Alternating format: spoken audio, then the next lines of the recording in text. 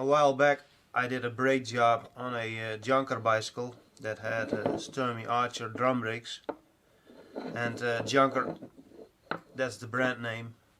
The bicycle itself wasn't junk, but these parts of the drum brake lining, they're still here, and I want to put them back together because maybe I can use them on my Koga Miata bicycle.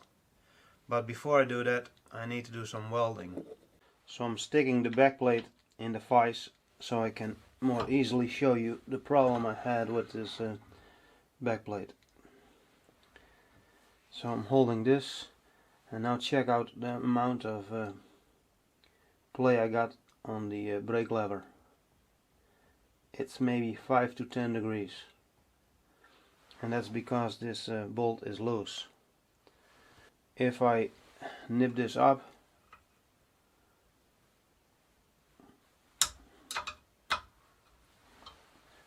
the play is gone. But since there is no lock washer or nylock nut on this bolt, it can easily come loose again, and then I will have play again. So I'm going to clean this up with the grinder and then just weld it.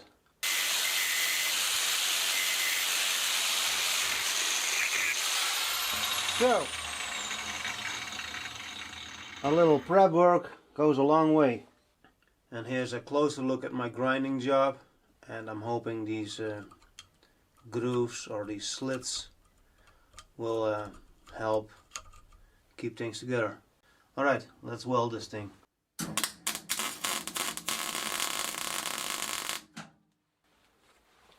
Nice fire. A nice domed weld blob. I do not really like it. So I'm going to grind it off. Oh, junk came down. Gravity. Tawara bitch. There actually was a huge pocket of air inside that welding blob. Let's try that again.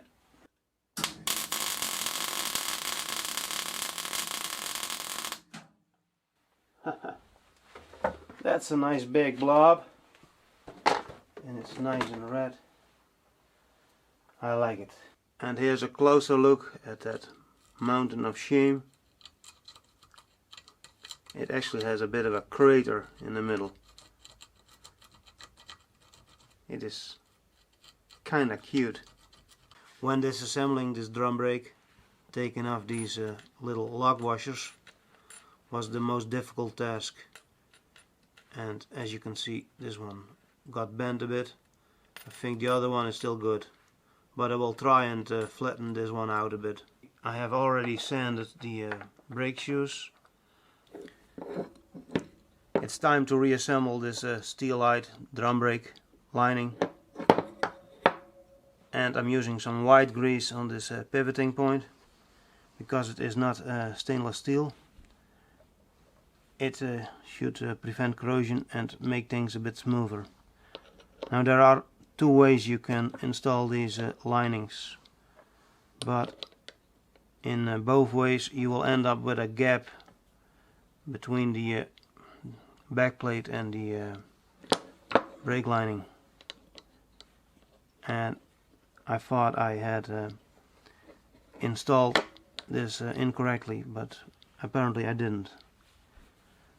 Now you need these little, I don't know what to call them, but I guess they are wear tabs. And next you need to install the lock washers, and these things are terrible. They're terrible to remove and also difficult to install. And since I already used these a couple of times, they are also damaged. hopefully they will still work.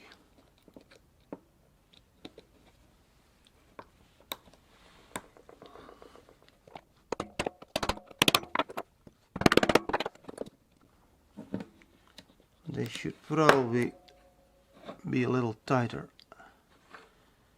So I will hammer a bit more on this.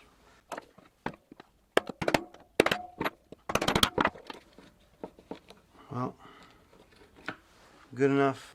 And last but not least, I need to install this spring. And that's a bit of a nightmare, because I don't have to have a whole lot of strength in my right hand bicep.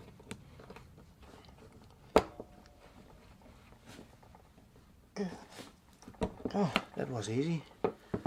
That went a lot easier, a lot smoother than on my first attempt.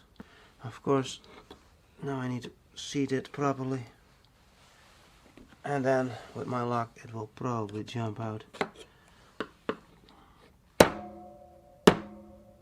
No, it works. So it's all back together with a little practice,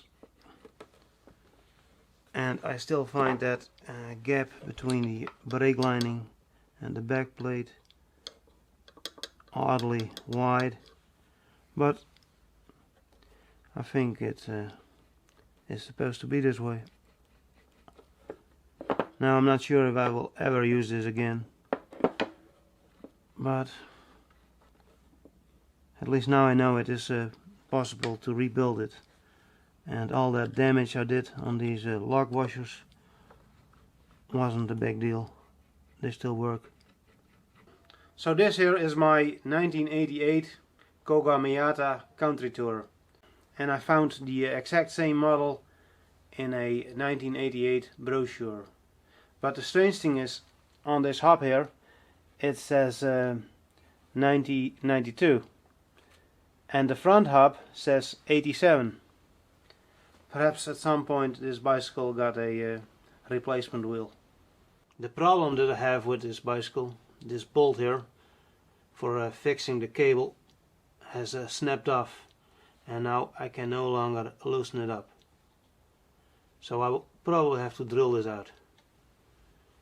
It still breaks, but not a lot, because, well, I cleaned this hub with some diesel years ago, so it probably is a bit greasy on the inside.